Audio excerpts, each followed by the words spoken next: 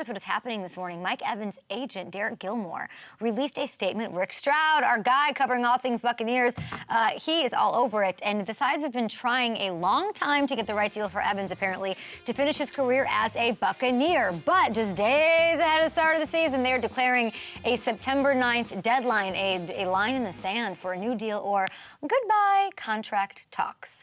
So Evans is in the final year of his contract, one that's paying him $14.5 million, but the cap hit is closer to $24 million, just a smidge under. Let's talk about the player that we're talking. This is one of those I will go to bat for. You pay the man. This is the prototype of a poster boy of someone you give the money to, a Super Bowl champion, and he has been and is literally the most consistent receiver in the NFL, and he has been for the past 9 seasons.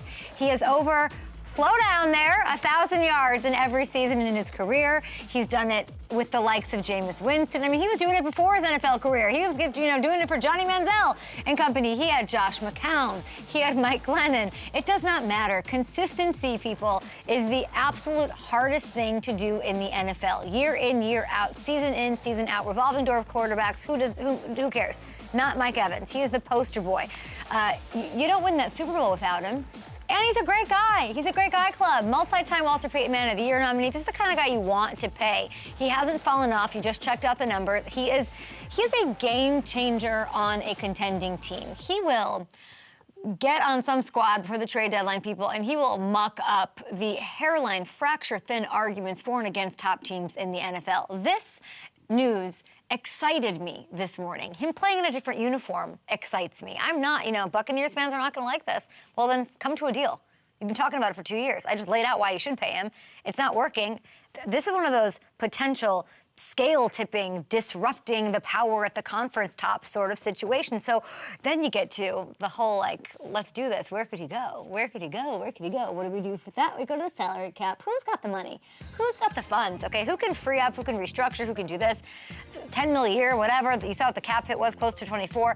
Jets have the money. That's the low-hanging fruit. Aaron Rodgers, Mike Evans, opposite Garrett Wilson. It's nice. It's cute. It's certainly possible. I can see it. Kind of boring. Packers, I'm just going to bring up, not on this list, but Packers, by the way, they could just do it for the plot, Marissa. Just do it, just stir it, do it for the plot. They've got some space. They can keep him away from Aaron Rodgers. They could go get a big receiver, which they would never get for him. Outside of Christian Watson, sure, Romeo Doubs is there, but there's questions in the wide receiver room. Probably won't happen, but it would be savage, and I would approve if they did. In the NFC North, you saw on that list there with the funds available. Lions, interesting. They're a no for me, because they just seem out on, they're just not the team. Their philosophy has not lately been, let's go for the high-price guy via trade. It's just not what they do. Hey, thanks for watching. Subscribe here to get the latest Up and Adams content right on YouTube.